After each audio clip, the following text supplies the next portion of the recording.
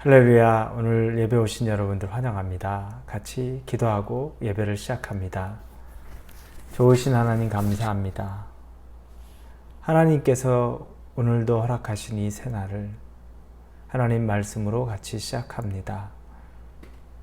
말씀을 우리가 받을 때 우리 마음 안에 어찌할까 하는 애통하는 마음이 있게 하시고, 말씀이 우리 안에 들어올 때 하나님이 내 안에 들어오시는 것 같은 감격도 있게 하여 주옵소서. 하나님과 동행하는 것, 눈에 보이지 않는 하나님이기에 그분이 없는 분, 죽은 분이 아니라 말씀으로 생생하게 살아서 우리 안에 감동하고 역사하시는 하나님을 만나는 시간 되게 인도하여 주옵소서. 예수님의 이름으로 기도합니다. 아멘. 우리에게 주시는 말씀은 갈라디아서 4장입니다. 4장 12절부터 20절까지의 말씀입니다. 갈라디아서 4장 12절에서 20절입니다. 갈라디아서 4장입니다. 12절에서 20절입니다. 우리 찾으셨으면 같이 읽도록 하겠습니다. 형제들아, 내가 너희와 같이 되었은즉 너희도 나와 같이 되기를 구하노라. 너희가 내게 해롭게 하지 아니하였느니라. 내가 처음에 육체의 약함으로 말미암아 너희에게 복음을 전한 것을 너희가 아는 바라. 너희를 시험하는 것이 내 육체에 있을 때 이것을 너희가 업신여기지도 아니하며 버리지도 아니하고 오직 나를 하나님의 천사와 같이 또는 그리스도 예수와 같이 영접하였도다. 너희의 복이 지금 어디 있느냐? 내가 너희에게 증언하노니 너희가 할 수만 있었더라면 너희의 눈이라도 빼어 나에게 주었으리라. 그런즉 내가 너희에게 참된 말을 함으로 원수가 되었느냐? 그들이 너희에게 대하여 열심내는 것은 좋은 뜻이 아니요 오직 너희를 이간시켜 너희로 그들에게 대하여 열심을 내게 하려 함이라. 좋은 일에 대하여 열심으로 사모함을 받음은 내가 너희를 대하였을 뿐 아니라 언제든지 좋으니라. 나의 자녀들아, 너희 속에 그리스도의 형상을 이루기까지 다시 너희를 위하여 해산하는 수고를 하노니 내가 이제라도 너희와 함께 있어 내 언성을 높이려 함은 너희에 대하여 의욕이 있음이라. 바울이 신랄하게 갈라디아 교회 성도들을 책망했죠.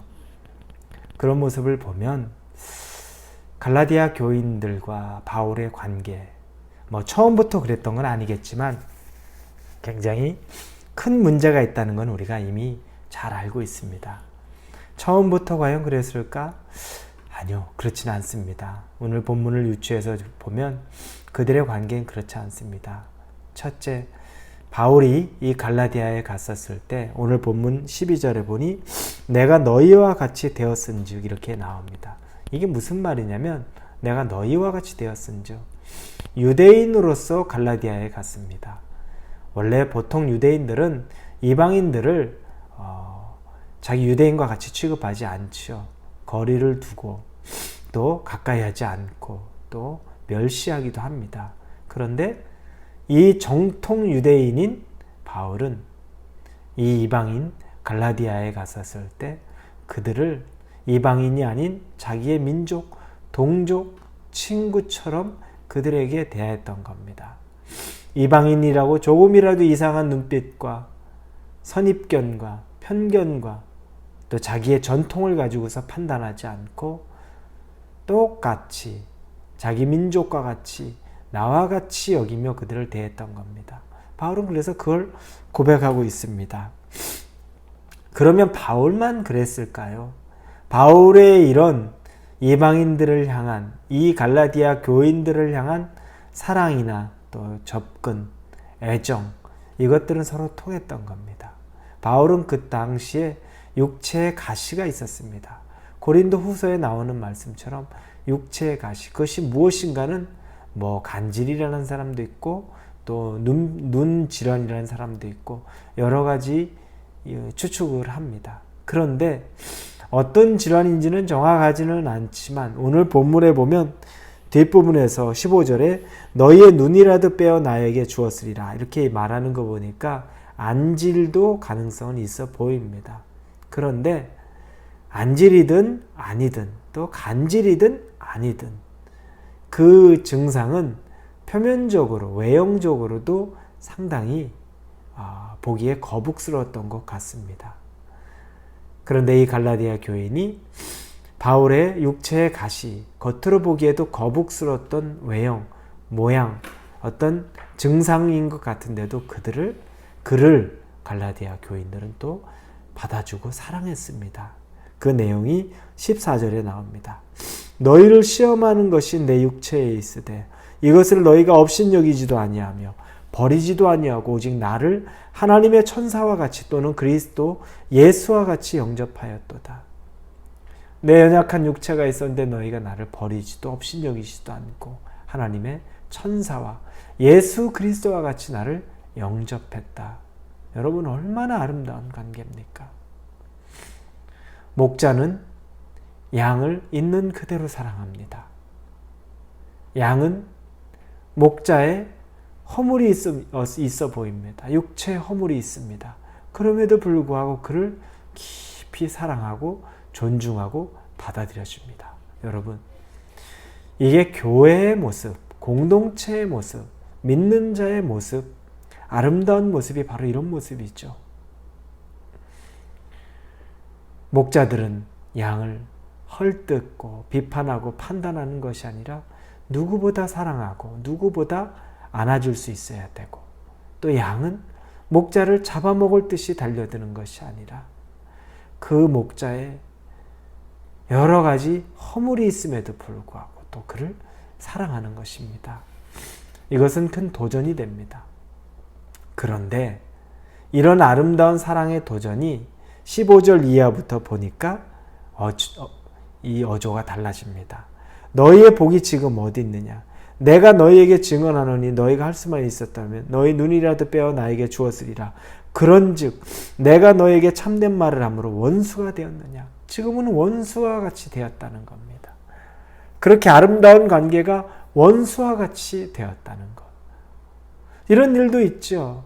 교회가 분쟁하는 일 가운데 보면 형과 동생하던 같은 소그룹에 있었던 그런 그룹 멤버들 간에 다툼이 생기고 언쟁이 생기고 때로는 주먹다짐까지 하기도 합니다. 같은 부서에서 몇 년간 몇십 년간 같이 헌신하던 사람들이 서로 앙숙이 되어서 삿대질을 하면서 예배당에서 싸움도 합니다.